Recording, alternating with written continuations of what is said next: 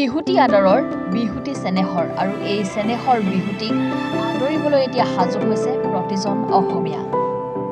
হেঁপাহৰ ভোগালী বিহু এতিয়া পদূলি মুখত। ভোগালী বিহুৰ উৰুকালৈ মাজত মাত্ৰ এটা দিন বাকী থকা অৱস্থাত শিৱসাগৰৰ বানমুখ দিহিঙীয়া গাঁৱতো ব্যাপক প্ৰস্তুতি চলাইছে ৰাইজে। গাঁৱৰ মুকলি পথাৰত ভেলাঘৰ সাজি আনন্দ উৎসাহ প্ৰকাশ কৰিছে বানমুখ দিহিঙীয়া গাঁওবাসীয়ে।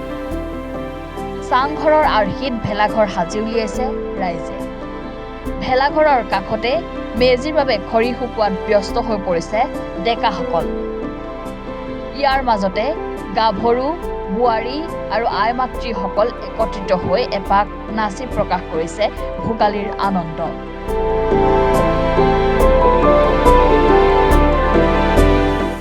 বিহু মানে আমাৰ গাত এখন হাতখন কৰে। বহু কষ্টৰ মাজেদি আমি লখিমীমুঠি চপোৱাৰ পিছত সকলোৱে লগ লাগি এই মাঘ বিহুটোৰ কাৰণে মাঘ বিহু মানে ভোগালী মানে ভোগ কৰা। আমি ভোগ কৰিবলৈ সকলোৱে প্ৰস্তুতি চলাইছোঁ। কাৰণ ঘৰে ঘৰে খোৱাতকৈ সকলোৱে মিলি যেতিয়া এসাঁজ খোৱা হয়, সঁচাকৈ আমাৰ মাজত থকা মৰম চেনেহবিলাক মানে অতি দৃঢ় হয়। গতিকে আমি উৰুকাৰ নিশা দিনৰ পৰাই আমি ইয়াত ভোজ ভাত খাম। গাহৰি, কুকুৰা, হাঁহ, মাছ আদি বিভিন্ন ধৰণৰ ল'ম।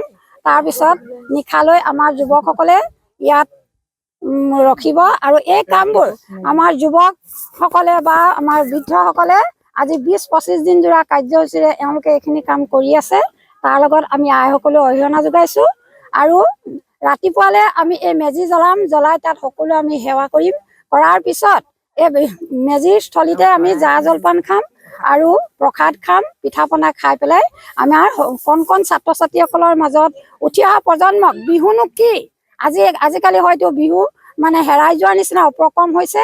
বিহুনো কি, বিহুৱে আমাৰ মাজলৈ কি আনে, এই সন্দৰ্ভত আমি খেল ধেমালি প্ৰস্তুত কৰি এখন আলোচনা চক্ৰও কৰিম, যাতে এই বিহুটো আমাৰ কণ ছাত্ৰ ছাত্ৰীসকলেও হৃদয়ংগম কৰিব পাৰে। আৰু এনেধৰণে আমি প্ৰস্তুতি চলাইছোঁ। আশা কৰোঁ পিঠা তিল পিঠা,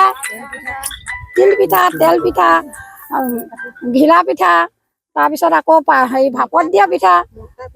মতা পিঠাটো নোলায় আমাৰ, মতা পিঠা ভাপত দিয়া পিঠা বিহুক লৈ ব্যস্ত আপোনালোকে ঘৰত কাম কৰিবলগীয়া হয়। পোনপ্ৰথমতে আমি অসমবাসী ৰাইজলৈ আগন্তুক ভোগালী বিহুৰ শুভেচ্ছা জনাইছোঁ। আমি 20 দিনীয়া পৰিকল্পনাৰে আমি ভোগালী বিহুৰ প্ৰস্তুতি চলাই আছোঁ। সকলোৱে মিলি গাঁৱৰ সকলো ডেকা বুঢ়া সকলো মিলি ভেলাঘৰ নিৰ্মাণ কৰা হৈছে। লগতে আমি উৰুকাৰ দিনা সকলোৱে লগ লাগি এসাঁজ খাই আৰু পিছদিনাখনি মেজি জ্বলাই আমি সকলোৰে মাজত এখন খেল আৰম্ভ কৰিম আৰু সকলোৱে সহায় সহযোগ কৰি আছে বৰ্তমান, আৰু সকলোৱে সহযোগ কৰিব বুলি আমি আশা ৰাখিছোঁ। শিৱসাগৰৰ পৰা ৰাতু কুমাৰ দাসৰ ৰিপৰ্ট, এনি ভাৰত 24।